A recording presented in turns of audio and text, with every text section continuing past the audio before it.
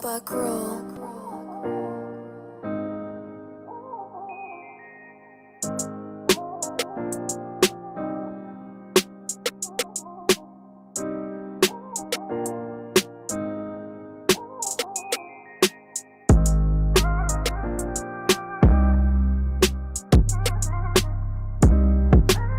Purchase your track today.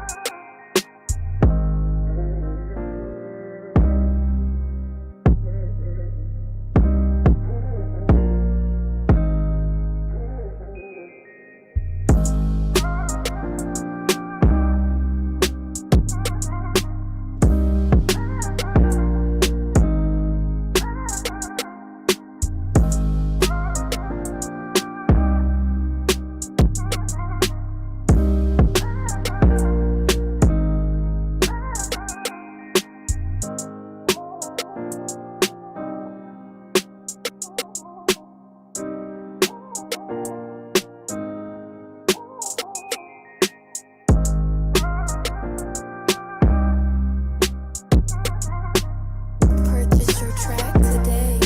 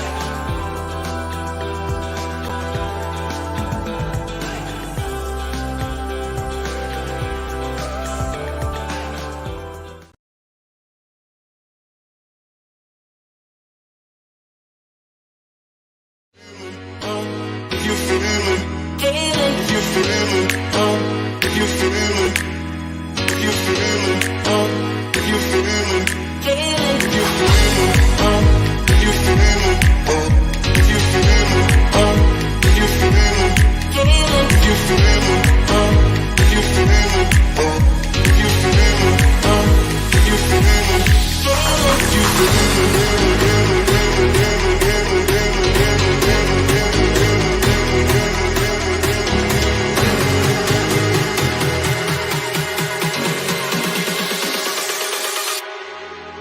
If you feel it,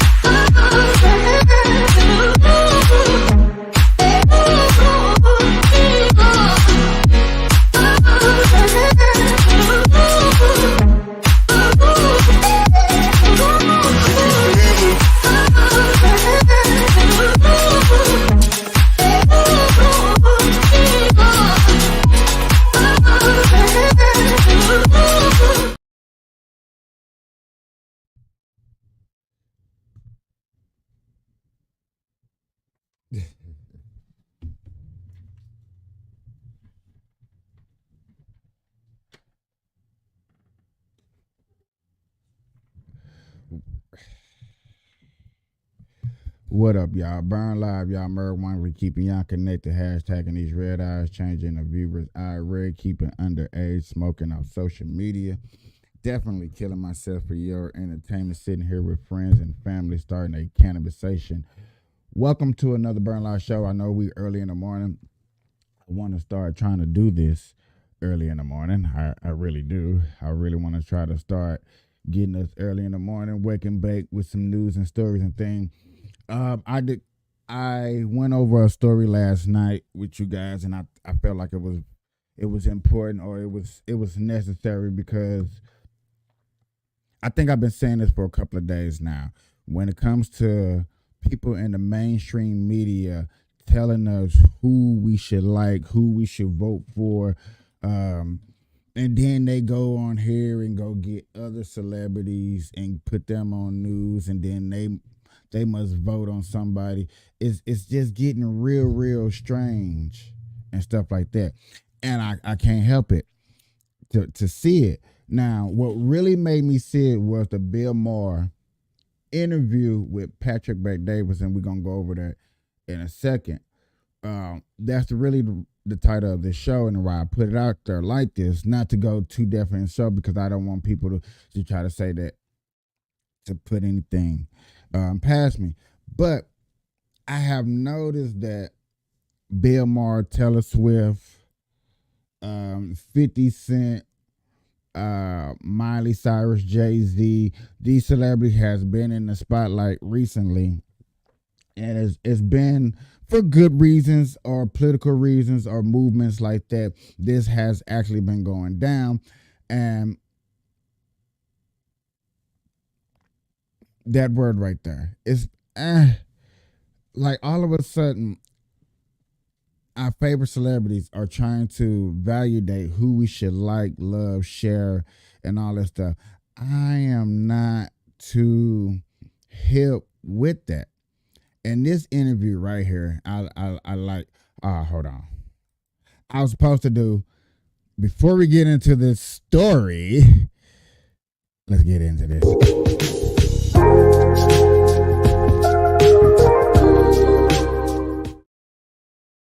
I like that little thing to just start off the show. I don't know why. It's just something a little petty or whatnot. But this interview right here, which is on this side for most of y'all, I wish it was on this side so I can point. To be just a lot easier for me to point. But the video's over here. This video, this guy right here puts out a vibe.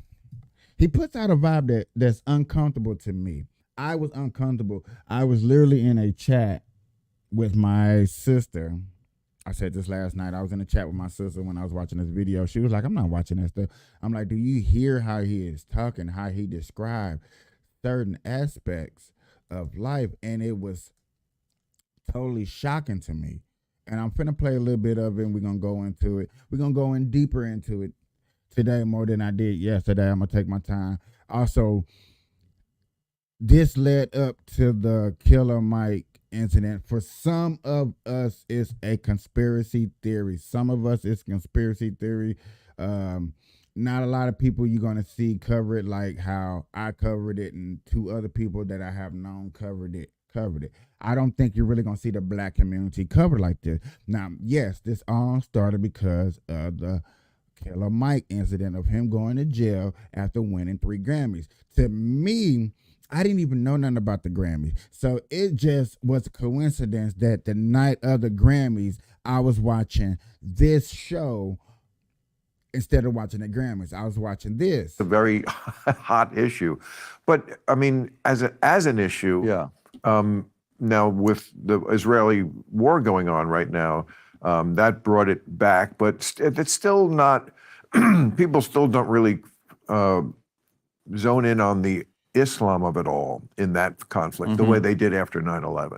So after 9/11, and I had a book about it that was out, and I got fired for a comment about 9/11. You know, that's when it was like, for that first decade of Bush going into, that's when that issue was ascendant. Now, it just hasn't come up a lot, but it could now with the Israeli thing. So when you're out there, people are not stopping you and pissed off at you or your positions you've taken and things you say. It's amazing that even though I realize that millions do not like me or the things I say, first of all, I don't care because millions do. So fuck the ones who don't. There.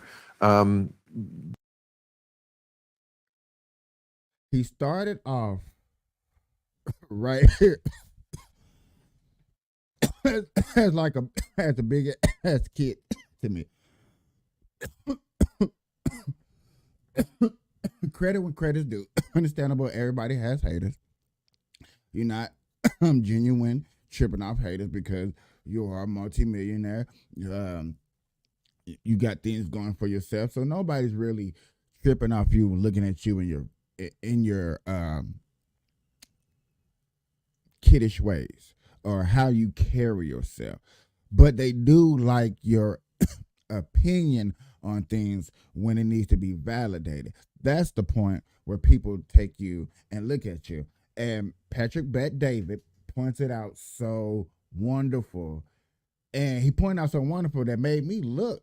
I'm not gonna lie to you. I looked at it and I was curious. I was shocked. But the people who don't like you never come up to you. I know they're out there.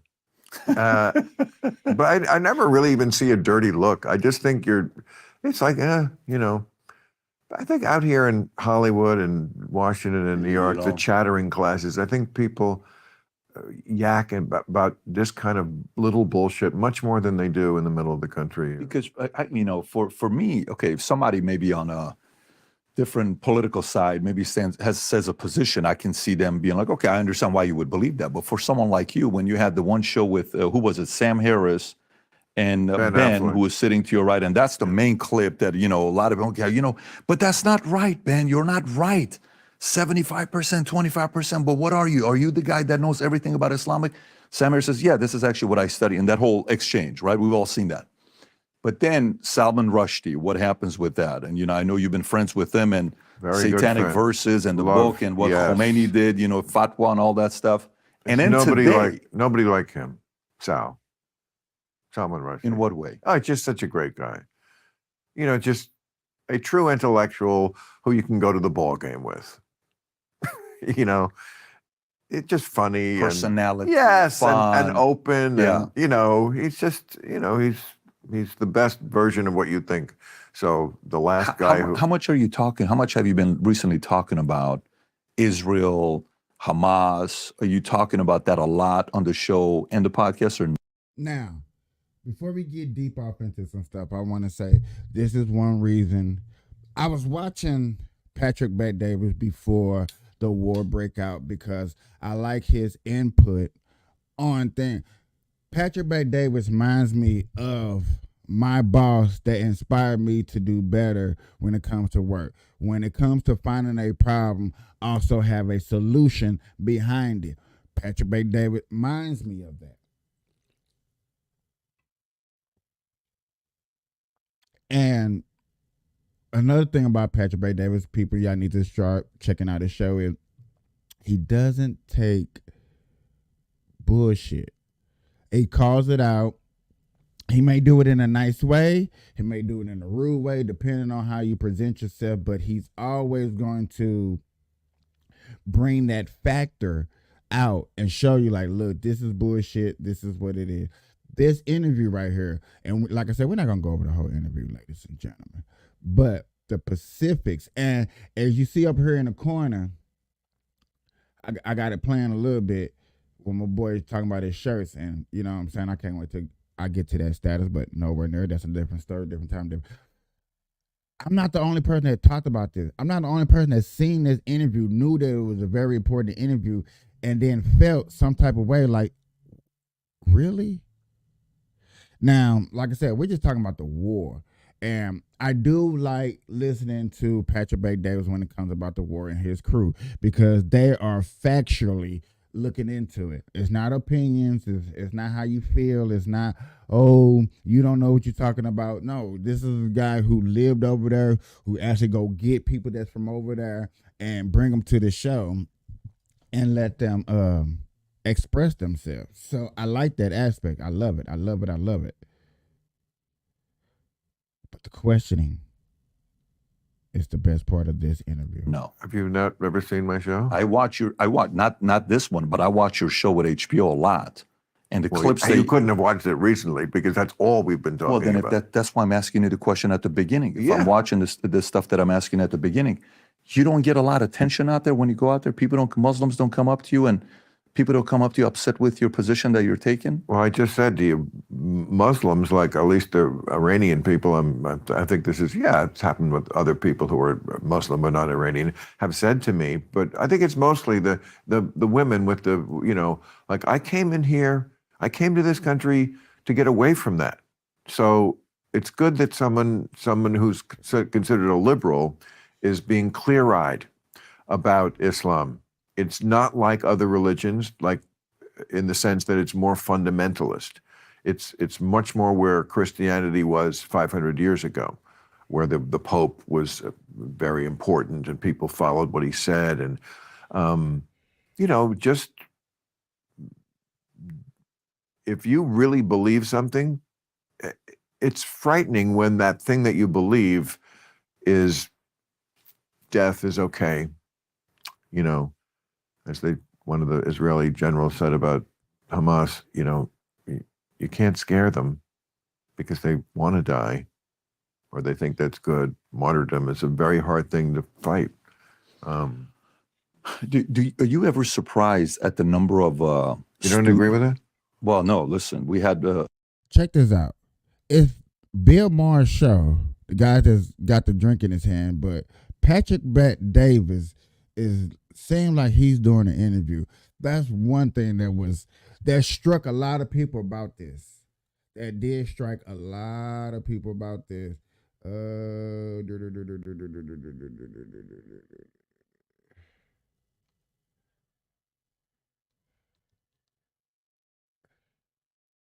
I am not used to this yet. Okay, here we go. These are the comments. I'm going to go back up there to the top in a minute to finish watching the video. But I heard this is one of the highest comments he have ever received during a show. The highest comments. And I want to I ain't putting nothing down, but you know what I'm saying? It's just like the first one right here, I guess, when Patrick suggested that a little bit of the news issue, we found out quickly that Bill has no clue. Yes, that's the part I really want to get to right here, y'all. Has no clue about anything in the newsroom or government issues, abilities, and troubles that supports him. Yes, when they get deeper off into this conversation, which I'm gonna try to do it like this. Next time I start watching interviews, I need to smack myself in the back of the head and start taking down notes of when exciting shit or shit. Are you driving way less than you used to? Do you have a clean driving record? When stuff shocks me and is pointed out to me, I need to start. Now, everybody been playing the Gavin Newsom part. was becoming 2016 when he was going to be president. Everybody said World War III is going to get started. Do you trust him? Hold on. This. Can he look like he can lie to us, which he's going to do, but discussion This is going to be as interesting. just a barometer to see, does the guy look like he can lie to us, which he's going to do, but also do the right thing? Can he thread that needle like Obama did and all the really good politicians, Reagan and Clinton? Can he generally keep the shit to shoe level and make good decisions? And I don't like everything, Jesus, some things these he two says, guys. But because he's basically saying this is what he wants in a candidate. Can somebody keep the shit up to shoe level? Shoe level, bottom of feet. You see a little bit of arrogance, or what people would describe as arrogance. Y'all would say this, y'all. I know how my audience somewhat thinks. I'm not thinking for you. I'm just painting a picture of how maybe y'all are seeing this. And if y'all agree, y'all agree. Y'all don't, y'all don't. But I do understand that y'all seeing this, y'all looking at Bill Maher like, man, you're kind of arrogant with your explanations. And you're supposed to be having an interview, but it seems like you're getting an interview. It's like you want somebody to interview so you can do this talking and really have a place to express yourself. And this right here is a place to express yourself. Like anybody watch Stephen A. Smith in sports, he does a certain way when he's on the first take. When he's on all those shows, he's a certain way. But when he's on the Stephen A. Smith show, which is sponsored by some heavy hitters, He's a little bit more loose lip. He's a little bit more open. He's a little bit more triggered on issues and things that are going on. Back to the original. No, Biden's not done a bad job. Why do you think he has? What's so awful? So when Trump was becoming 2016, when he was going to be president, everybody said World War III is going to get started. Do you trust him with the nuclear button? What if he starts this? What if he starts that? Everybody's like, oh my God, end of the world, war is coming. Everybody was worried about it. This guy's going to be a dictator. That's all mainstream media ever talked about. Then he's president, 2.5 years. Nothing. COVID then happens. Of course, things change. It was a surprise to everybody. Zero wars, zero issues. ISIS disappears. Temperature for war is down. Economy is doing well. Everybody's happy. COVID happens. Rather than choosing to, put the onus and the responsibility on China, what do? We put it on Trump. Trump's the enemy. Then America gets more and more and more divided. When 9/11 happened, we didn't say it's Bush's fault. We said 9/11, except for Michael Moore. When 9/11 happened, we didn't say it's Bush's fault. 9/11 happened, we said the enemy's out, America united. So I think we had an opportunity to be united during COVID. I think we missed the mark by picking on that guy. And then it was, you're a Democrat, you're a Republican, I'm supposed to hate you. And then there was division. Then Biden gets elected, and everyone's like, this guy's going to be the president of peace. Really? Yeah, okay, cool, let's see. He's going to be the one that's going to bring peace. Shambles with Afghanistan. Then you got Ukraine and Russia. Then you got Israel and Hamas. Okay, I get it. You're on the red team. I don't have a team. Whoa. See, right there. I get it. Y'all gonna say arrogance.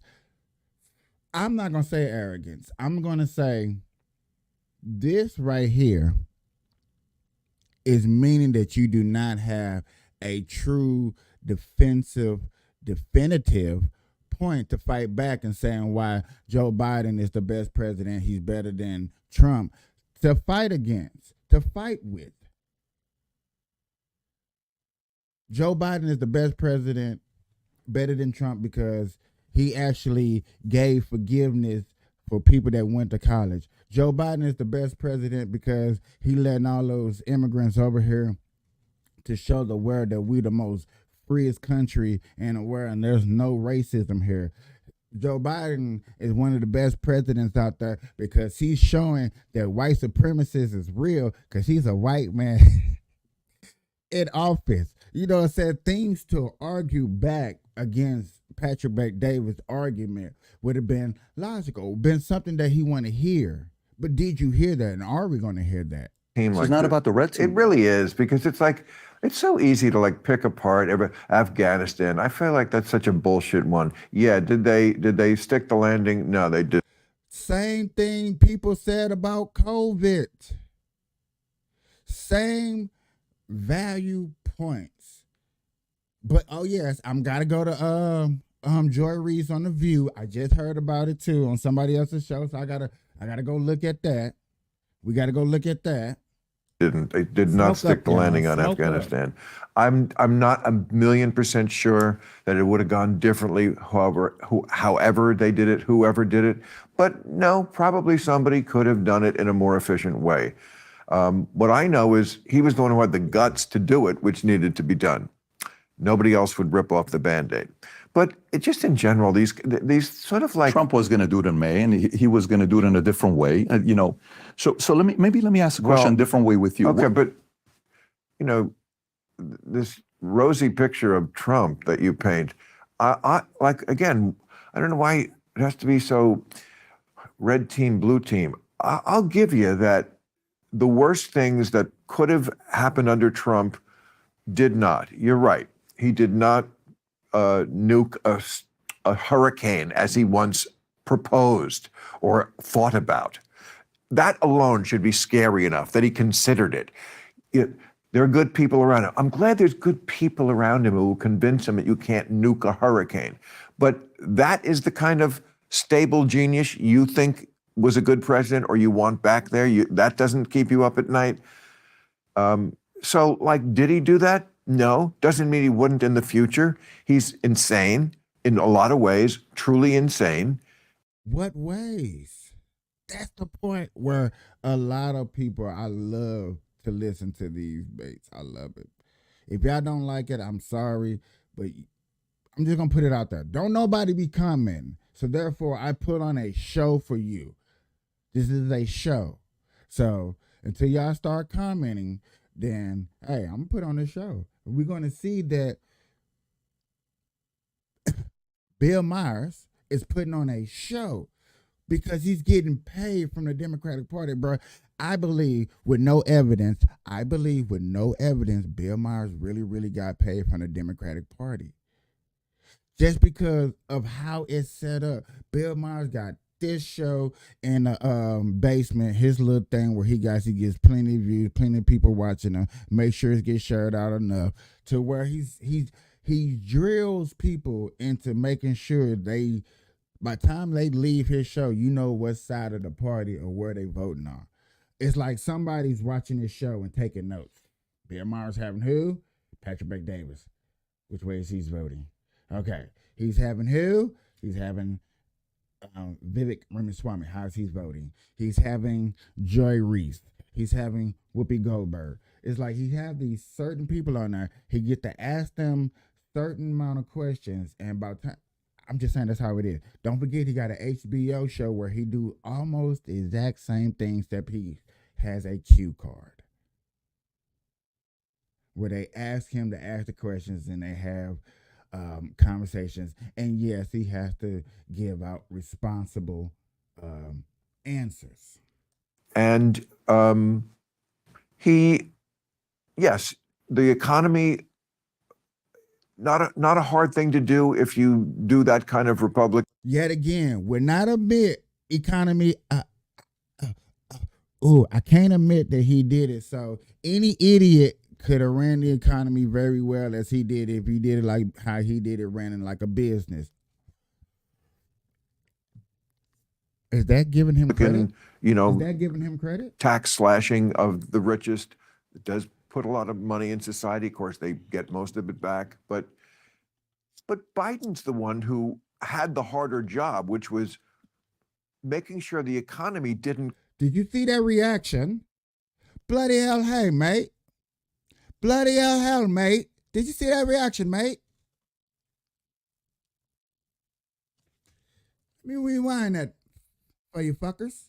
Who had the harder job, which was making sure the economy didn't crash after the pandemic, which I thought it would. I said, how can you spend $6 trillion, more than we spent on World War II, in just a couple of years, and soft landing? I mean, no, you know, I could give you the stats, but it's if Trump was president, you don't think he would be bragging about this economy? You don't think he would be bragging about those numbers? It's interesting. The stock market, the unemployment level, inflation going down. No, I think. Listen, I think. Isn't that all true? I think It's not true. And this is the part. See, this is right here. I want y'all to really look at.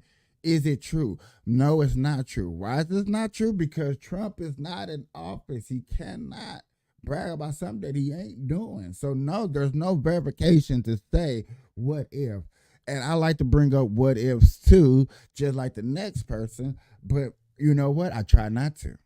I really try not to. I try to stay in a realm of certification of documented things that you can actually go look at.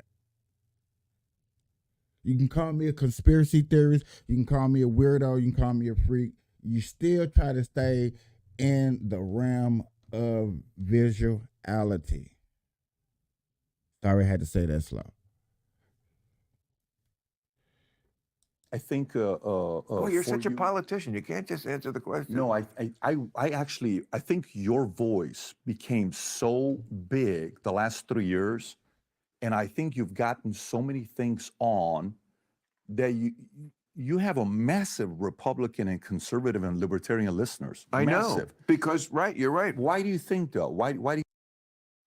Before he get into that, before we go further, ladies and gentlemen, I told myself I am going to start taking a little bit more commercial breaks during my show. So we 30 minutes in, take a take a commercial break. Simple Freshly where adult pleasures, dreams do come true. Adult pleasure, dreams come true. This is the QR code for those who think it's a game. Screenshot it, save it, put it in your memory banks for anybody who needs adult dreams come true. They do have everything that you do need.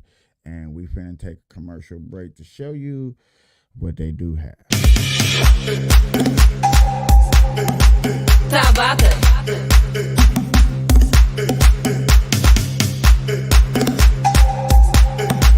Tabata.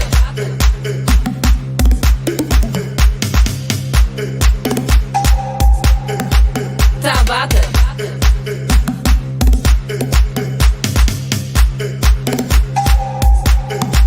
Tabata. Tabata, sem medo. Tabata, sem medo. Tabata, sem medo. Tabata, sem medo. Eu dou-te da cara, eu dou-te da cara, eu dou-te da cara. Sem calma, sem calma.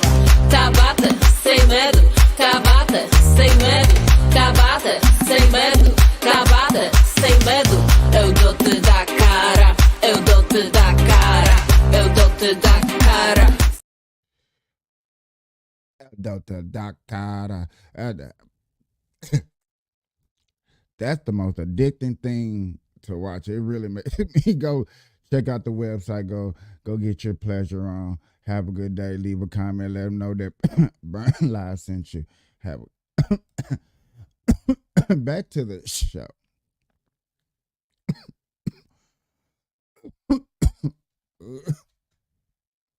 Back to the show, ladies and gentlemen.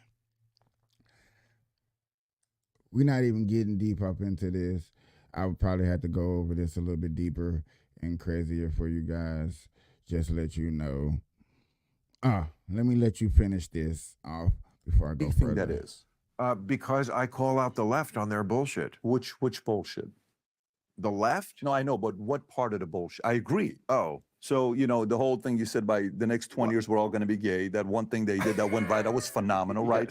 You gave out stats. It was data driven, 0.07% well, traditional, I mean, all this stuff. that was a joke at the beginning of it. But then you no, said- no, of course, I understand what you're talking about. It was about the trendiness that there is why you're asking me why they like me. I'll tell you why. Because take an issue like that. There is a sensible answer there Yeah. that is not what either side is saying, which is that trans is, of course, a real thing. Some people are just born and they feel like not like the body they have, put it that way. And that's a real thing. And they should be allowed to enjoy a great life with no judgment and support and sometimes actual surgery, if that's your choice. I'm a libertarian. Do what you want with your body, as long as it doesn't hurt somebody else. And there's an element now that is also trendy. Both things are true. But of course, if you say that, you don't have a team. And I don't want either one of those fucking teams. That's No, why but by the way, so libertarian. but that's the truth. It's somewhat trendy.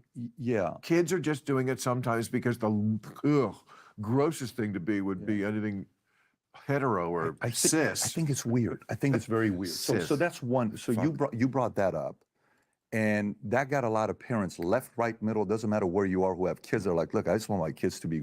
I'm not trying to celebrate and force my kids and say, thank God I got a gay kid. I'm so happy. If the kid is gay, he's gay. Not the celebrating the fact that he is gay. Let me help you become even more gay than you are. It's a little I weird. mean, I've seen Since- gay people hung from cranes in Iran. yeah, I lived there 10 years. I'm saying, I know the biggest comedian. They killed him. They cut his dangle and God put it in his mouth. is that right? Yeah, in Germany at a hotel. But so then let me go back to They cut his dick off and put it in his mouth. That's such a mob thing to do. That isn't. You know who did that? The same people a lot of these guys support with Hamas and the Iran funded the, militias that's being created. They did that to that comedian. There's a lot of vicious things that happened during that. That's why, if you not knowing anything about that and you want a little bit more information, go check out Patrick Bet-David's show. Free sponsor. You know what I'm saying? Anyway, not you know what I'm saying? I'm just keeping it real. If you want good information, live information, check his things out. You want to know stuff about that. Now, he will point you into some people that are deeper that go into that. If you don't care, you don't care. This is supposed to be just for smoking educational purposes only. I kind of like how that sounded. Almost. We're going to work on that. But I want to stay on this topic with you. I'm curious because I think you were one of the most necessary voices the last 3 years. And I said this in a video earlier. Well, we talk thanks. about it on the podcast all the time. I put you in the camp of you, Rogan. It's like 10 names that I put up. Super necessary because you're not supposed to have the positions that you have. Then you said you sat with Seth MacFarlane, phenomenal conversation, the one that you had. I watched that one. Then he had Jimmy Kimmel on. I love the fact that he came on the podcast. I applaud him that he came on, and he actually sounded reasonable when you guys were talking. And the COVID vaccine position you took, and you said you took one for the camp, you took one for the team, right? Took one for the team. Right. So you took one. So you didn't want to take it for the team. I mean, but- that's being a little more charitable than I deserve. I did take one for the team, but I also did it for myself because if I hadn't have done it, I just could not have lived my life. They wouldn't have let me within 20 feet of the building that I You work. think that's okay? No, I don't. Yeah, but that's the position. No, I don't. I resent it Yeah. to this day. But I also, again, believe in some level of compromise. And that was mine. Club Random is brought to you by the audio marketing gurus. All right, y'all. I want to take y'all to this other story. I do believe that we should come back to that a little bit later on. But for copyrights and everybody trying to get $1 and $1, and I'm doing this for free, and I'm not trying to get sued for doing something for free, which to me would be redonkulous. I want to go on to this other story of Joy Reese with her little soundbite and explain some things to us about how she thinks who can win and what can win and what beautiful Joe Biden has done for this wonderful country. So Acorn is So, I don't know if y'all know what had happened at first, but she had a sound bite. Basically, she was going live and she said that Joe Biden's gonna start another effing war, so she had to go on, guess where, y'all? The View. So she went to The View to try to explain herself, and I don't know exactly where that part at, but this part right here, where she gives out an explanation of some things that beautiful Joe Biden has done besides touch on little kids and give half our money to a war that we seem to be losing at, you know what I'm saying? But, you know, Joe Biden's the best, whatever. I want y'all to hear this out. I just want y'all to hear this out. Party system, either candidate virtually has a 50-50 chance at winning. I don't want to ask you to look in your crystal ball too much, but NBC's got some very scary polling out that has Donald Trump winning by double digits on some of the issues that matter most to voters. Do you think there's a chance Donald Trump could win again? And what does Biden need to do that he's not to beat him? Anyone can win if people vote for them. So yes, he has absolutely a chance to win. And as you said, every candidate starts out with a good 45%, and then it's a matter of the rest. The challenge for President Biden is that on the facts, the economy is far better now than it was under Donald Trump, who failed in his one job, react to a crisis. As president, you're a crisis manager. He was hit with one big crisis, the pandemic, and flubbed it so thoroughly, we're at 14% unemployment. Yet people, I hear people died because and 1 million people died. Not even some people, 1 million people died because of him. And yet you have people saying, I had more money, I was richer under Trump. Not true, not possible. And the fact that he overcame his own objection to the stimmy, signed a bill Democrats passed to give you a stimmy, then took credit for the stimmy by putting a letter in the thing when you got the stimmy that said, you're welcome, Donald Trump, even though he was against the stimmy. And now you got people in the street saying, well, Trump gave me a stimmy. No, he didn't. Nancy Pelosi gave you a stimmy. You need to thank her. And he always taking credit for things he didn't do. And the best economy, I hear him saying things like, people say things like, he did the most for HBCUs. Wrong, Obama. Wrong. He released the most prisoners from prison. Wrong, Obama. He released the fewest prisoners than any president literally since Lyndon Johnson. Did he finish the wall? Did not build a wall, which is why there's barbed wire at the border, because it's water. You can't build a wall over water. It's a whole Rio Grande. So you can't build a wall over that. So he can't build a wall. None of it was true. Yet people, they had this mismemory of the Trump era as this great era. It was the opposite. Now, Joy, I want to ask you, because we, as people that wear microphones every day, we can relate to this. But last week you had a hot mic moment that got some attention. Let's just say you used some colorful language. Who doesn't? Not me. I'm a Christian. But yeah, but it seems like you were criticizing President Biden for starting another war. I don't think you're alone in concerns of that, but is that true? Like, what was behind this? Well, I'm going to hit that with a cute no comment. No, but what I'm going to say is, I am a person that I'm a study war no more kind of Christian. I'm a red letter Christian. I don't believe in war, whether it is the governor of Texas literally trying to start another civil war over an issue that his party could solve tomorrow. There's literally a bill that they just could pass, right, and do the border security issue. Or whether it's in the Middle East. I was deeply against the Iraq War. I'm an anti-war person. And so, you know, I don't want to say that there's any side that is specifically to blame here. But I think the idea, I think for most Americans, we're war weary. I think we're all weary of conflict. And we would like to see us progress economically, socially, try to bring this country back from the brink of racial hatred. Let's not do war at all. Yeah, let's talk about the book, because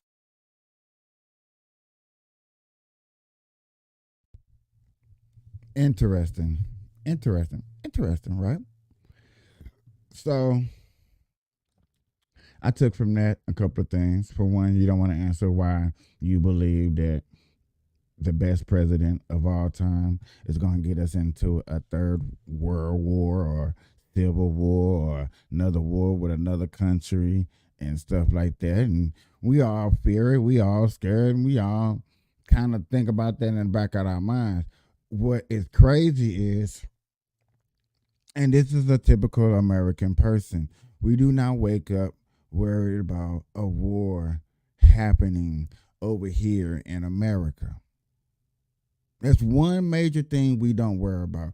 I guarantee people worry about just trying to wake up and make money. Nobody, and I do mean nobody, wakes up worrying about how they gonna make money and do what they have to do.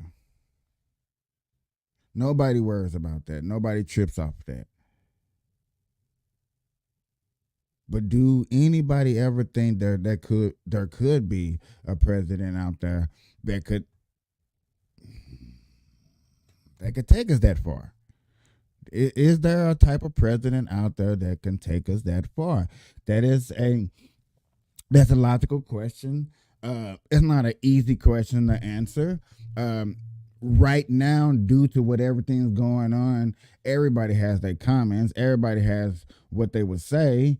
And hey, it is what it is. You know what I'm saying? I'm not a person to sit up here and say, take it how it is. You should think about this. You should think about that. No. I'm just saying, do you think there's a president out there that can actually have war touch American soil? Is there a typical day coming? Yeah, is there a typical day coming where a president in office says something, does something wrong, and yet again on soil it's going down, it's crack-a-lack?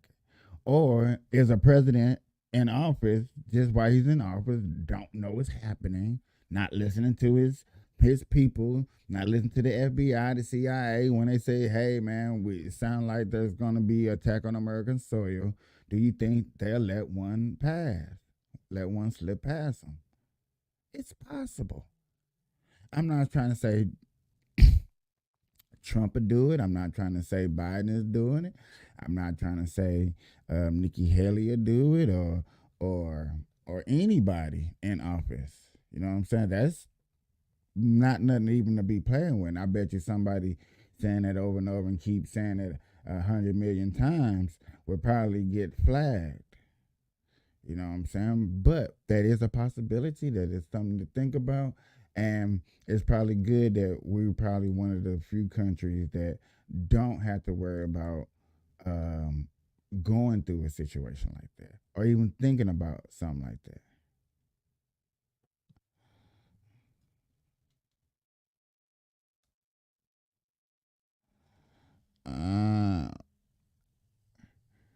I just seen a quick story real quick, y'all. When you're injured in an accident. By good old Fanny. I don't know if y'all know about Miss Old Fanny. Fanny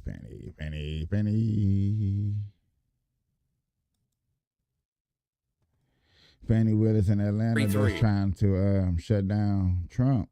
She's having a hard time. Hard time.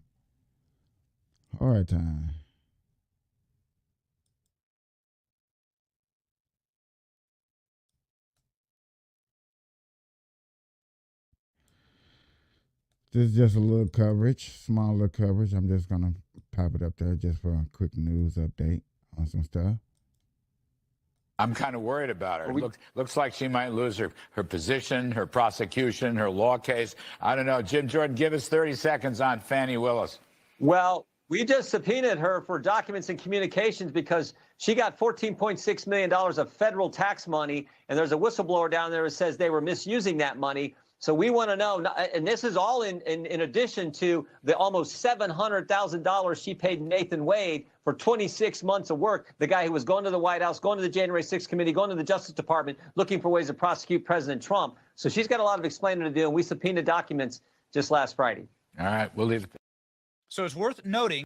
Woo! Thank you, sir. Come on, man. Like, this is what I'm starting to really notice for us potheads out here, dog. And we just everybody just sitting out here chilling and having a good time and mad and pissed off. We need to be really, really mad and pissed off about what we getting taxed over. We really need to be mad and pissed off about what we getting taxed over. It's becoming a real, true issue. Okay, ladies and gentlemen, I'm not trying to sit up here and scare nobody, but this is becoming a real issue when it's all starting to get put out there. We all starting to, because think about this, before COVID, we wouldn't have cared. We would have been caring about Miley Cyrus winning or something, whose boyfriend's cheating on what girlfriend cheating on what boyfriend. I'm also appreciating that we also getting to see that the marijuana industry is growing, but we also got to be careful for the cartel people who's putting up fronts, who's making us look bad. There are people out there advocating, ladies and gentlemen, for my pothead communities, before we get deep. There are people out there advocating for me and you to not have dispensaries, for dispensaries not to be growing because there's too many, because people are putting up fraud dispensaries. And also, it's been documented, I've been said, I did it on this show, it's been documented that some of these states, when you do get hit for having a fake dispensary, there's no consequences because there's none made up. They was not expecting this. That's how I'm going to say it. Or if they was expecting this, and they were like, look here, everybody got a loophole, so here's their loophole. So we might as well say that me, you, and a couple of my peoples, we need to get up on the phone. We need to get up on a Zoom call, put our money together, and start a dispensary. And if it don't make it, oh well, as long as we make some type of money that is off top. But it's also been documented, ladies and gentlemen, for those that are in the game, it's one of the most riskiest business. You don't have too many banks. You got to be friends. You got to watch over your back. Come on, dog. People are getting robbed for just going to the banks. I did a report yesterday. Texas is going fucking down. It's going down in Texas. It's probably going down in Chicago. It's going down in these liberal states where crime is high, where you can't do something, where dispensaries are going to pop up, where most people are going to go, where some people once upon a time used to feel safe and wanted to go out there and smoke some weed.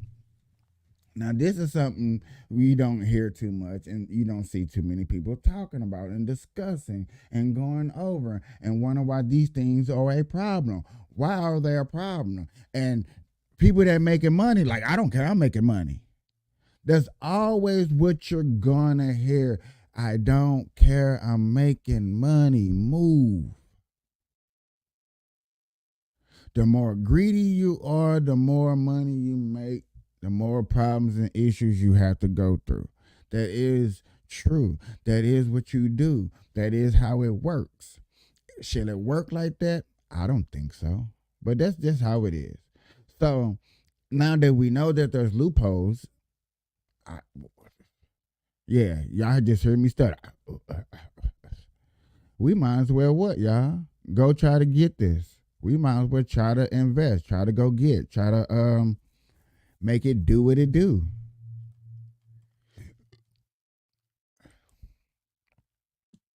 We need to be some bag chasers. Bag chasers. Come on now. I'm not lying.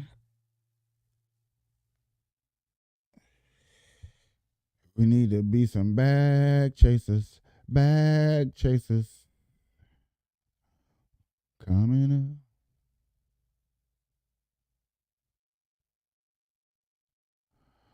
up. Okay. I got a little story for y'all. Look, I should have been putting up my little banner, y'all. I should have did one of these. I gotta make a bunch of banners. I'm trying to learn how to put my little logos up here for this, but understanding I'm probably not gonna be using this too much. I don't know what's going on, y'all. I just love doing these shows. I put up these shows and I try to go get these information. I try to go get these stories. If you're paying that acquires a little money making. Oh, I got a little personal story. Well, I ain't gonna say personal story. Okay, never mind. Cause our show is gonna say, if these people ain't starting to make no damn money, I was gonna get mad as hell. Cause they was gonna take this out of our taxpayer a booming fund. business in Minnesota. 6 months after the new cannabis law cleared the way for liquor stores to sell low-dose hemp-derived edibles, January is now giving them a new boost. Fox 9's Corin Hoggard live in Minneapolis for us with this dry January momentum. Corin? Amy, THC drinks started arriving at regular retailers back in June, and this month, for the first time, one of them cracked the top 10 bestsellers at Top 10 Liquors, and that's a spot usually reserved for national brands like Miller Lite or Captain Morgan's.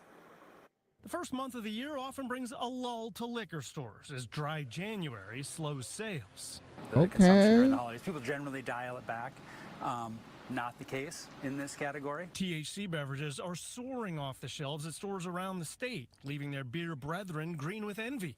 Top 10 Liquors introduced them in June and captured curious customers. We have a lot of people who, particularly older customers, who come in and ask about, something that might help them sleep, something that might help with an ache or a pain. And then, of course, we have people asking, just what might help me relax. Since October, 3,200 businesses have registered with the state to sell low-potency hemp products. Minnesota makers had a head start, but national brands are also allowed now. So even Cheech and Chong are smoking out some space at Total Wine. Minnesota is the hottest spot right now, so you got every competitor in the country, that you're fighting with for that shelf space. The smashing success has trickled down to canning operations like this one in Uptown. 70% of the drinks they produce now are cannabis concoctions, with most of that starting after May, when they can move from specialty hemp shops to the same stores where people typically buy alcohol. By reducing the stigma, it's just become very Ooh, approachable. shit. It's much easier to shop. It doesn't have a lot of the hurdles that a dispensary will. And he's referring there to the next big change in the industry, probably, which comes next year when the state starts licensing dispensaries. At that point, people can start making marijuana-based drinks, but the hemp drink makers are hoping that they'll hold steady because they are the only ones that'll be allowed in liquor stores, and they already have a foothold. Live in Minneapolis, Corin Hoggard, Fox 9. All right. Ooh wee. Okay. Ding ding ding ding ding. How many of y'all can make a good drink out there? How many of y'all can make a good drink?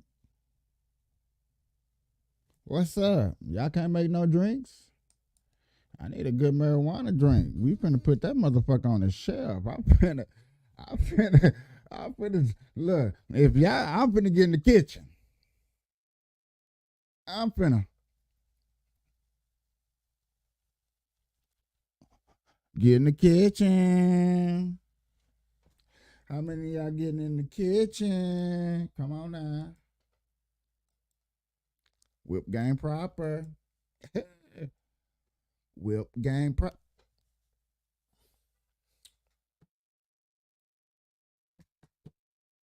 You want a good taste, no aftertaste with potency.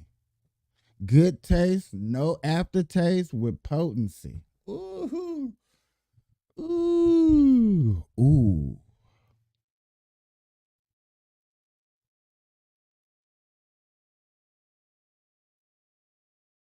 I already know what I want to do. Oh, see, I know what type of person I am. No bullshit. I just thought about it. Y'all watch this show enough. Y'all see what type of person I am. If you watch this show enough, you should almost like, yeah, I know what type of energy. Ooh, I done said it. I done gave it up. I done gave it up. Oh yeah, I'm trying to put myself on a shelf. Hell yeah. Yes, sir. Make me some delicious drinks. I appreciate my Rumble crew. I appreciate y'all. I love y'all to death. I love y'all to death. I love y'all to death. X, I love y'all to death to do. Y'all been holding it down. I almost got a little teary-eyed. I just appreciate it because I've been doing this for a long time. And I still do it on YouTube. I still do it on Facebook. But it just seemed like ever since I got into telling the news and getting a little bit political and going in another direction that is not the typical what you see, I haven't been, you know what I'm saying? It's like my fan base either been blocked or whatever. I don't know. You know what I'm saying? And I'm going to keep doing this for free. It's not like I'm out here asking for anything, but it's just knowing that once upon a time that everybody was rocking with you and we was doing this. I was doing the same thing. You can go back and go back to some old videos. I've been doing this for a while. To really have to sit up here and say like, damn, it is about that time to where I'm going to have to shut it down on Bookface. Because that's what I used to call.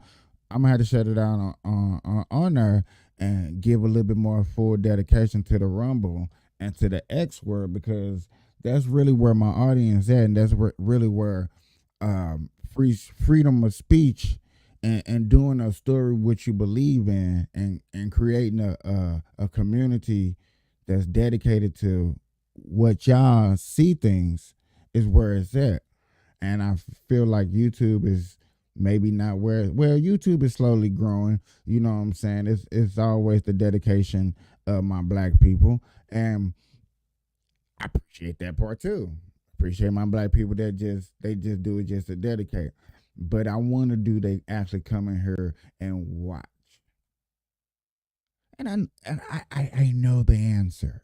You know what I'm saying? This is not like I'm like, man, like, hey, I know they don't. I know once they see some of the content and how I perform and things that I talk about, they not trying to hear that. I know they not. There's not too many people that are potheads that really agree the way I agree. And I'm really saying potheads. I'm really saying my marijuana community. I'm really going deep and dive into that because these are type of platforms that I have built. You know what I'm saying? I smoke weed. Got weed right here. You know what I'm saying? We smoke, we chill, we enjoy. I enjoy doing these videos. I fire up, we take dabs, you know.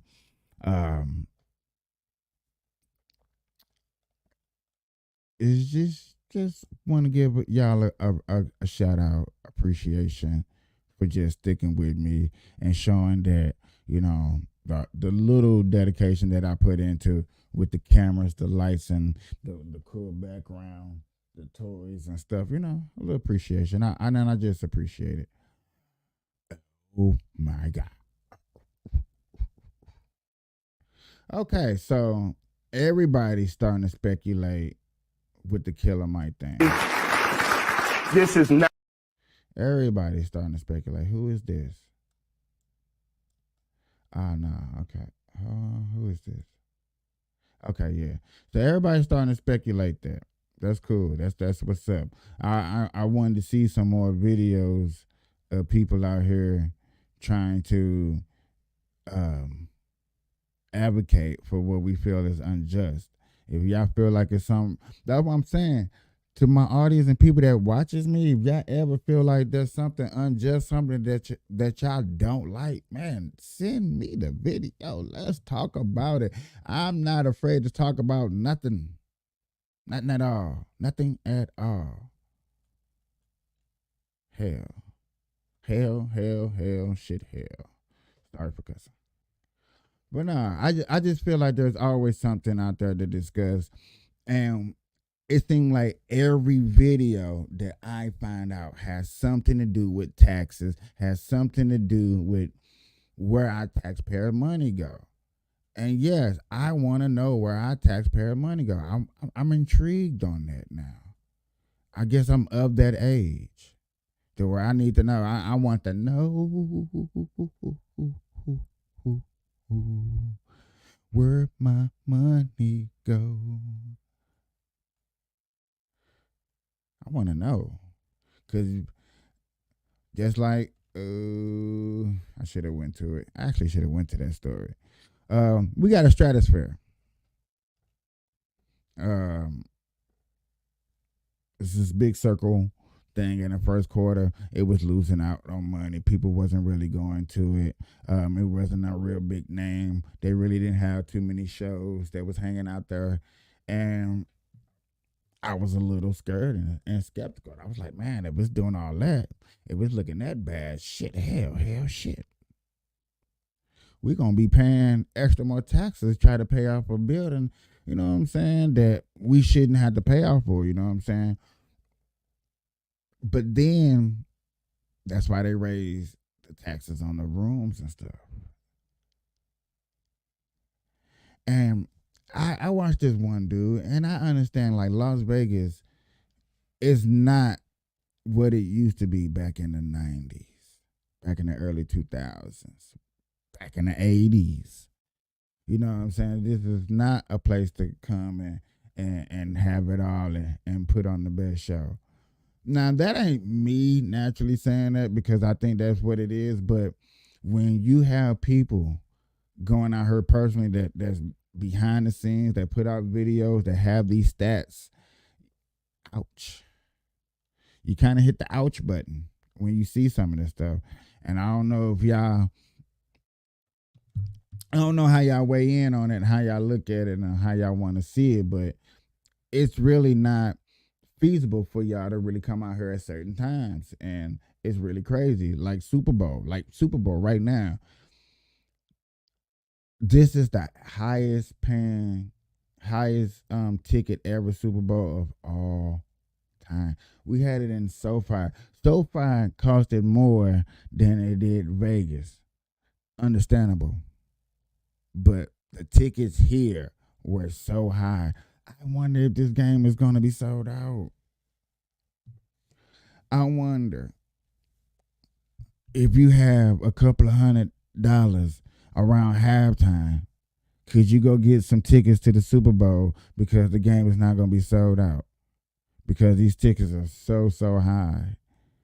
I wonder. I ain't even got my phone with me. The closer it gets to the Super Bowl, is the price gonna drop? Because that's what it seems to happen out here in Las Vegas when it comes to prices and things that happen. Formula 51 race, for an example. Formula 50 race, it was $1,000 to go to that race. By the time the race day, tickets was down to $500, $200. Oh yeah. People said they had a great experience. Some people didn't. A good 15 people are suing. A business is suing. A gas station lost so much money. So much money.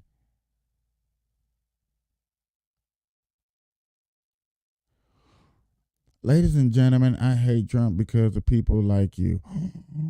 From the CIA for me. We got to talk about this. I got to hear this. I got to hear this. This is my type of debate show. I gotta fire up a blunt to all of this. What's up? How does this go? It's only 8 minutes long, so it's not going long. Oh, we had an hour, so we ran at take a commercial break. Be right back. They hate when you elevate, elevate, elevate. They hate when you elevate, elevate, elevate. Yeah. They hate when you elevate, elevate, elevate. They hate when you elevate. Yeah. I had to elevate. I'm way too fly. Yeah, I'm feeling myself. Ain't no chance I'm coming down. No, got a soul view to myself. Yeah, why would I give it up? Why do they wanna come take my place? I work too hard for it. Don't need a replacement. This my vocation. Now I got rollies all in rotation. Hop on the jet just to take a vacation. Remember the moments was trapped in the basement. Now the hard work is all taking me places. Water no bed like we trapped in the matrix. Bet on myself and go ball out in Vegas. Living a life like I'm rich and I'm famous. Don't see the grind that I know that it came with. Oh, I ain't make it this far for myself. Yeah. I had to prove to everybody else. I had to set them straight. Yeah, I had to boss. So I had to renovate. I know they hate when you elevate. The second of losses, I'm handing them out. Yeah, I had to go delegate. It feel like I'm floating. I'm lost in the moment. I swear I could levitate. They never believed that I would really fly. I had to go demonstrate. I had to set them straight.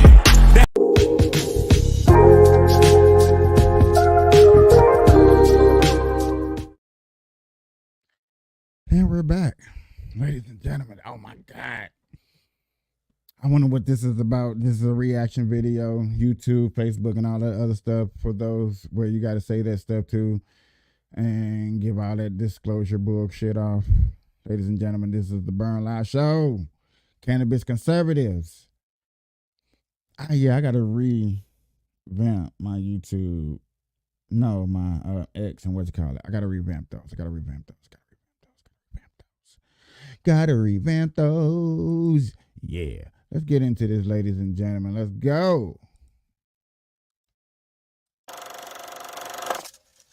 You want to know why I hate him? Yeah, I'm still curious to hear it. People like you seem to like him. Are you out of your mind? Are you do you know people like me? I like people like me escape the bullshit of people like you that bought into the games being played against guys like him. I think you're what makes this country great, and I can't figure out why someone as smart as you. Do you want me to explain to you why? It's not. But wait a minute. You make it seem like this is a Trump podcast. No, it's not. But like I don't understand. Forgive me. Yeah. The way I look at him is binary. I can't look at him and see good things. I can look at Obama and see good things. I can look at Biden and see good things. I can look at Bill Clinton and see good things. Then you're better than I am. It's not about being better than you are, buddy. It's not about that. I love America. And I don't look at people from the standpoint. I've sit down with mobsters, gangsters. I've sit down with, communists. I love talking to communists because it's a great conversation for me. I don't sit there and say, I hate this guy. See, the challenge with your side, because you sound like a broken record right now, as if it's CNN or MSNBC. Do you know what happened to their ratings when the world found out they were full of shit with Russia? Go look at their ratings. Go look at their ratings the week after the world found out this entire dossier was funded by a lady named Hillary Clinton. What happened to the ratings afterwards? You know why? Because Americans were sitting there saying, we believed you. Schiff, we believed you guys. Cuomo, we believed you. Lamont, we believed you. Cooper, we believed you, and you fooled us. And now Brian Williams, who's a guy that interviewed you, says what? I'm done with this. I'm worried because of what's going on to America today. And he's stepping away. So for me, when it comes down to guys that come out and say things like that about Trump and Russia, oh my gosh, like tell me one president. First of all, let's put the truth out there. Has this been a guy that his entire life has been a master troll and a bully? Yeah. Yes, I don't disagree. Has this been a guy that came from the streets of New York where negotiations are all hardcore and you got to go against other guys that are also hardcore because New York's DNA is like you are? This is what I like. Is that how New York is? Yes. This is New York's DNA. America's not Matt Zeller. No. America's not Chris Christie. No. America's not Hillary Clinton nor Trump. America's not Cuomo. America is more Tyler. America is more just a regular person that loves his country, right? Right. Okay. And then you come out and you say Russia, Russia, Russia, Russia, Russia. When this guy was president, let me tell you what policies I like. I go policies. If you want to talk emotion, personality, you can hate that guy's personality. You can sit there and say, this guy knows the hell out of me. I know people that hate Obama. Every Obama interview I've ever watched, whether it's with Leno, whether it's with whoever, I've never seen an interview where I didn't like hearing him speak. I would say, I'd love to watch a game with this guy. Doesn't mean I agree with his policies. So the emotions I pull out and I say, okay, let's look at policies. When this guy took office, he was the first guy that was not afraid of facing off China. First guy. That said, you want to do this? Tariff. You want to do this? Tariff. You want to do this? Tariff. Look where we are today. These barrels that we were getting from China that was $2,500 a pop, now it's what? Containers. $40,000 a container. You think he will let them charge $40,000 today? Hell to the no. But Biden says what? End of message. End of message. What end of message? You're giving a speech on the guy that passed away. End of message. Trump stood up against China. Trump was willing to sit down with these guys, negotiate. Trump did Palestine and Israel. Like that's ridiculous to be able to do what he did 25 years. Economy was doing good for whites, blacks, Asians, Hispanics, women, everybody. But media hated this guy. Why? Because he called that bullshit. And that's his flaw. His fault was the following. If somebody as an advisor gives him a fault, it's the following. Charles Barkley said this the other day. Kevin Durant asked him, said, how come you're not on Twitter? He says, you know why I'm not on Twitter? He says, why? He says, because I'm old school. If I'm on Twitter and people talk shit to me, I feel like it's my responsibility to respond back. That's Barkley. Guess what? That's Trump. Trump needs to avoid 99% of the shit people say to him, and you just focus on the 1%. He wanted to fight everybody, and he made his life a living hell. That's on him. But that's how he's wired. That comes with the territory. But to say the guy's a Russian asset, Matt, I mean, you can say you disagree with his policies.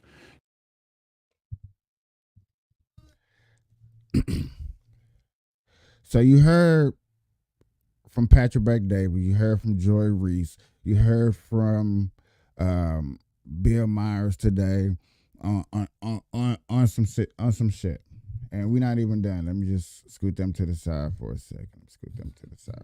So yeah, you heard them.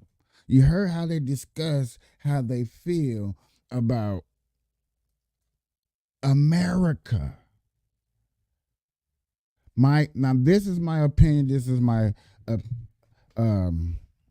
what I got out of it. Okay, so let's break it down, y'all, ladies and gentlemen. Let's break it down. Bill Myers, you know what I'm saying, grew up, you know what I'm saying, not a silver spoon, but he did good for his career. He made a lot of money. He made good decisions, so therefore he doesn't know the bare things of life. He's almost like me, but I still got a backbone of caring. A lot of people say I don't care about a lot of things because, yet again, I don't have a child. Or, yet again, I have a child, but my child is not with me. See how 100 I am? My child is not with me. So, therefore, you get it like that. You got a person like Joy Reese who, you know, all women matter, women's first, women's power, women's rights. Black people need to stand up, get reparations and stuff like that. Blase. Trump is a war gun. It's a warmonger. Antichrist and all that stuff. Charlemagne the God. Trump is a antichrist. He's gonna ruin democracy and stuff like that. But then you got Patrick Bet-David, ladies and gentlemen. Patrick Bet-David, my peoples. I'm about to call y'all my niggas, but y'all are my niggas. But you got Patrick Bet-Davis who sits up here and tells every last one of them, I love America. Oh, y'all can't even see it. Patrick Bet-Davis, I love America. This is the best country.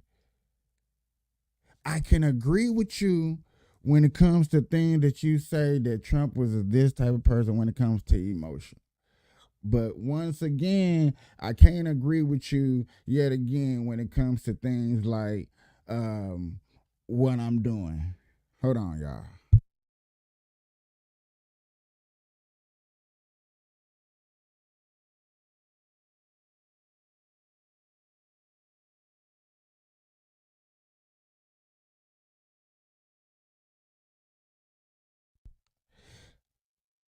That loves America. That's where I was at. And wants to believe in a man and his policies. This man did something good for America. And the people that you seen like Joy Reese and them, they ain't going on this show. I wish Charlamagne God would go on Patrick Davis' show. People are wanting to see that. You know people want to see that. In the black community. In the black community, yes. They want to see that. I want to see that.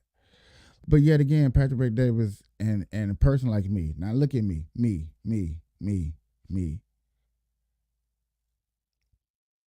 I'm a black man in America, adopted, able to, from the Midwest, St. Louis, moved out to Nevada, smoking, because of smoking purposes, Trump supporter. And I'm able to sit on here and talk to y'all and discuss and bring value points. If not value points, let me know. Value points or value videos. Ooh. Value videos to spread a point that I believe in. And this is why I believe this candidate is good for this country. That's why when I argue with a lot of people out and about and we're going back, I was like, watch my show. My show, I bring out value videos to prove a point. I don't want to bring bullshit to the table. No, I don't. Now, anybody say that I brought bullshit to the table or I brought a conspiracy, something that was far-fetched, that wasn't validated, that you couldn't go back and research or do your own research on, then yeah, hit me up, comment or spread the news. Tell people don't watch me because I'm fake.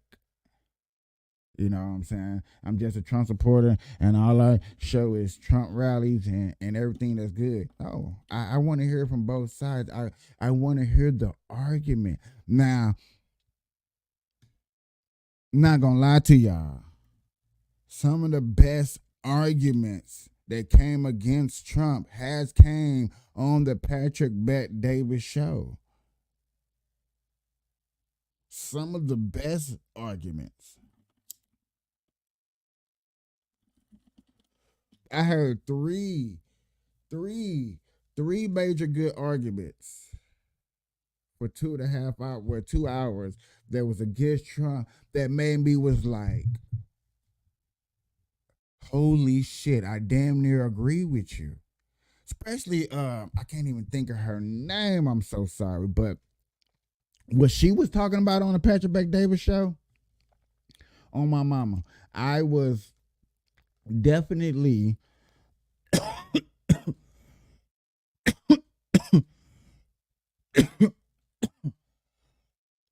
I would definitely believing in. I would definitely understanding where these people, where she was coming from.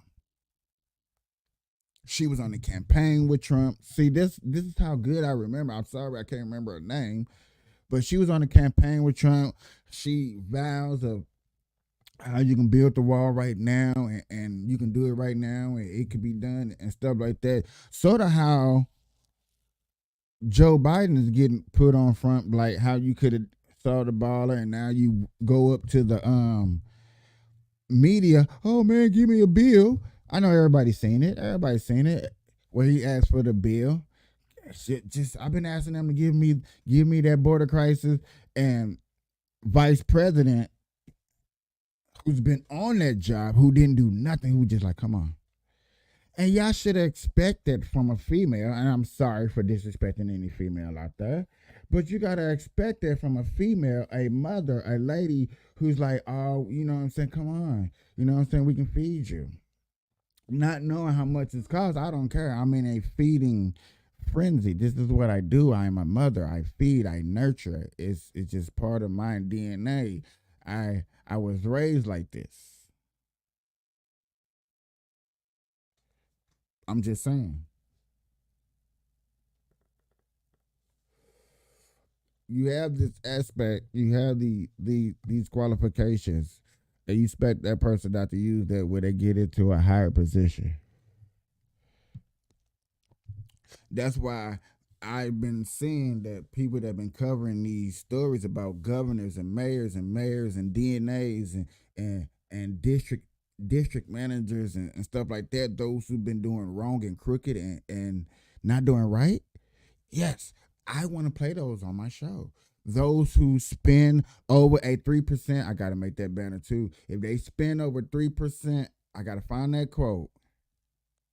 That's my job to do when I get off this thing, is find that quote, make sure that quote is part of my banner and stuff like that.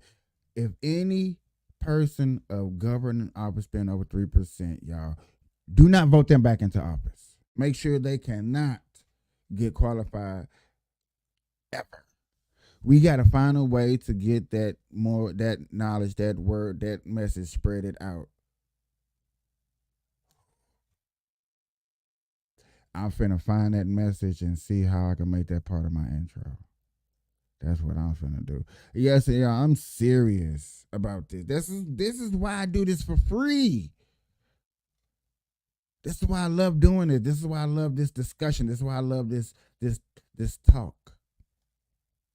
Because I feel like these things need to happen. I sometimes I have some of the best ideas, but 3%, if you're a governor, your mayor, your senator, anybody in office that we voted in, if we voted them in and they spend over 3% of our taxpayers' money on some bullshit, they gotta go.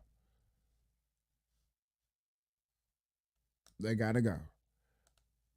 Let's get back into this. I want to hear some more of this.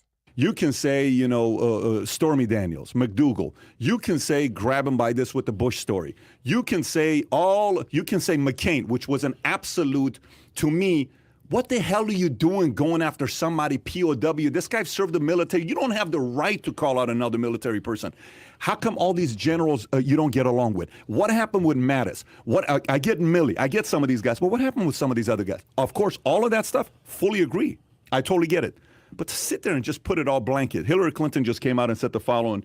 She said, I don't know if you guys read this or not. Hillary Clinton warns 2024 presidential election could be the end of democracy. National Review. Hillary Clinton warned that former President Trump is poised to run for election 2024 and said that if he wins, American democracy will suffer irreparable damages. If I were a betting person right now, I'd say Trump's going to run again. I think that would be the end of our democracy. Not to be point about it, but I want people to understand that this could be a make it or break it point. If you are someone of his ilk were once again to be elected president, especially if he had a Congress that would be doing his bidding, you would not recognize our country. For many outside observers, it looks as though Trump is gearing up to launch a campaign for 2024. 90% chance this guy's running. You know it, I know it. He's going to be running. But I agree with what she said, by the way. I think it is, if he wins, it'll be the end of our democracy. We are not a functioning, by the way, we're not a functioning democracy right now. No, people said if Obama gets elected, communism's here. But we're not a functioning democracy anymore on a federal level. We're not. Okay. We absolutely are not. Unpack that. Okay, so how to begin? You have one political party again that is a cult of personality.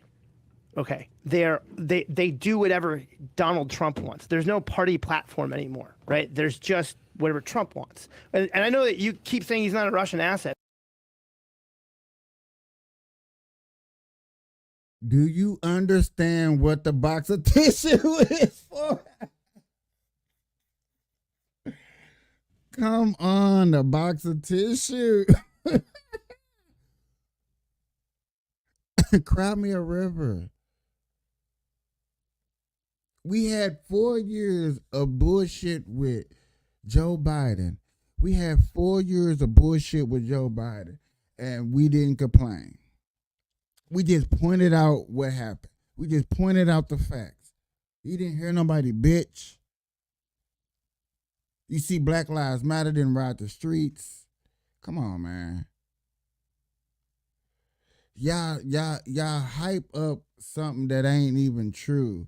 And this is why y'all get thrown at. This is why people look at me like I'm crazy. Okay. But why did the Republican Party change the platform at the Republican Party convention in 2016 when it came to Ukraine once he took the nomination? Why was it that was changed? Why did he try to pull us out of NATO? I'm sorry, you had everything. The one thing that you never said to me that explained is his Russian policy. After all the investigations, show one proof he's a Russian asset instead of just making accusations. Show the proof. For example, if somebody says Biden, daddy, the big guy, $10 million, there is proof. Okay. The New York Times story when it was blocked by Twitter, look at how much that's money, proof. Look at how much money he gets through Deutsche Bank. Who do you think funds Deutsche What Bank? I'm trying to tell you is show me after the last 3.5 years, you think what kind of investigation could they have done on him? He's such a shitty businessman. He can't even get lended to by anybody else other than the one bank that the Russians specifically fund. I'm sorry. We don't care about his business. How did he run the country? Come on. Stop it. You're saying he's a shitty businessman. Absolutely. He's a shitty businessman. He's a horribly shitty businessman. You're losing credibility on that side. buddy. Really? This guy's a bad businessman? How many of his casinos went bankrupt? How many contractors did he never pay? He's losing his hotel in Washington, D.C. right now. How do you think business works? Really? How do you think business works? He had daddy's money. You know, they figured out that if he had taken the loan his father gave him in the 70s and he had simply just invested in an index fund, he'd be worth $25 billion today. That's how I know he's a shitty businessman. He couldn't even keep up with the market. Yeah. So that just to me bleeds envy and frustration. It's not envy anger. and frustration. You're upset. No, he's a silver. It's totally fine if you're upset with the guy. No, what I'm upset is what he's done to my country. What he did to your country in 4 years. Yes. He poured jet fuel on a fire. You're the president of the United States. You're supposed to unite us. Who's the last not divide us. Who's the last unifier we had in America? That's a great question. I've been thinking that for a long time. I've been really trying to ask myself who would be the last, and it probably is Reagan. You'd think maybe because we think about when it's the last landslide election. 84. I think Bill was able to get both sides to Bill and Newt Gingrich, the contract with America. Fantastic. You take Monica Lewinsky out. Take that out. That's fair. Okay, maybe. I say Bill and Reagan. So if you enjoyed this little short segment from the podcast that we did, here's another short segment to watch. Or if you want to see the entire podcast, click over here. Take care, everybody. What's up with this? In Atlanta, I just clicked we over knew here. that everything. I gotta click over here because I gotta see what this is, dog. I need more. Yeah, I'm just getting a photo. Cool. The Spanish did a census. Live today with Matt Zeller, who, if you're not familiar with Matt Zeller, I think, what was it, 3-4 months ago, where you went viral all over the place, Afghanistan. I think Brian Williams had you on it. Marched against No Blood for Oil in college, and now Dick Cheney and the Cheneys are Team Biden, and now everybody on the left in America is a war hawk. How times have changed in 20 years blows my mind. But in your estimation, and your passion about this, and first of all, thank you so much for your service, and I'm glad a guy like you's on our side. How do you said that the economics are unsustainable. The economics of imperialism are unsustainable. How you have to decimate an entire country, then you have to occupy it for generations. So the concept of going in as a peacekeeper and setting these places up, Okay, I just wanted to see, was it like a new channel or something? Yeah, it's not a new channel. I thought it was a new channel. All right.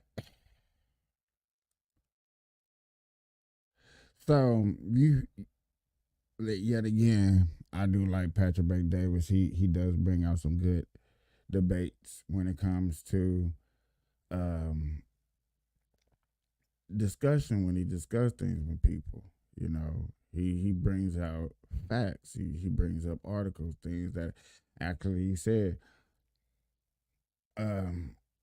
makes it better for me to deep dive into things that are going on, things that are going on around us, and for me to cover stories. It sees how people get pointed in a good angle.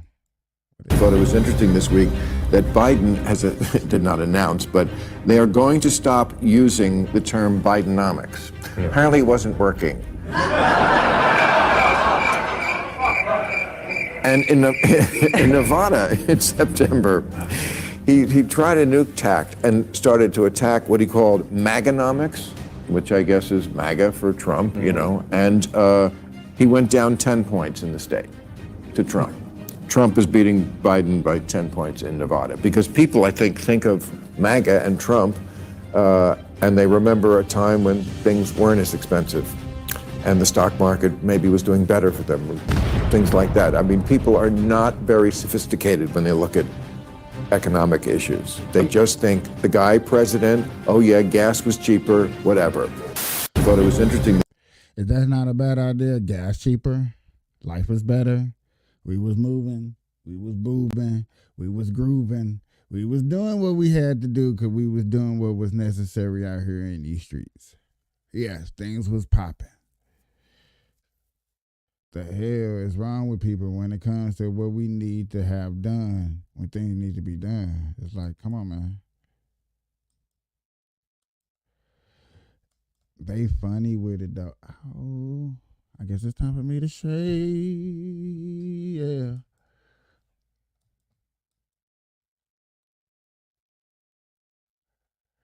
I seen a good argument, but I probably went past it or clicked too many times on other discussions that I felt was more bigger. Ooh, the whole world is taking notice. Man, Joe Biden is in trouble, ladies and gentlemen. I'm just going to say Joe Biden is in trouble, ladies and gentlemen, with things taking to the airway when people got platforms. I'm starting to see, yes, I am starting to see these Republican platforms come out as beautiful. To see all my black people who's waking up to the bullshit. This is a Tempur-Pedic mattress. I took a pause because I seen some remarks. I seen some numbers. They was going down.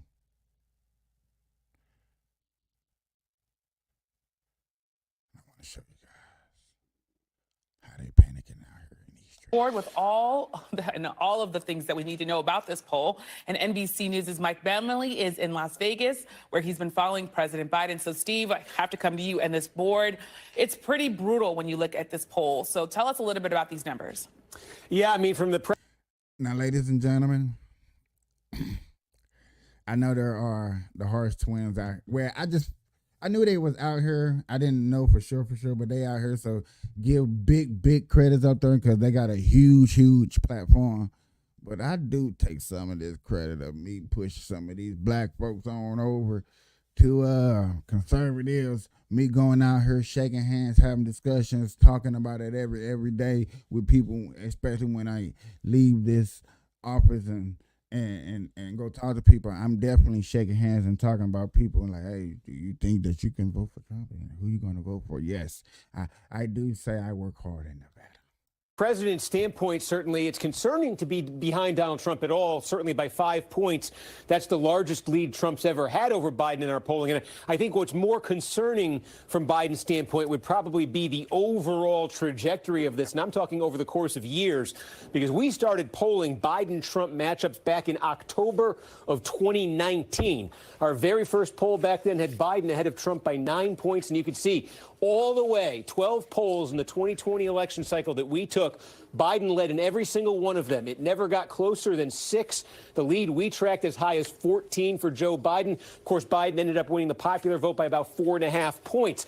That was 2019. That was 2020. Now, this is our 4th poll this cycle. Starting, last June, we had Biden ahead by 4. That already was closer than any poll from 2020.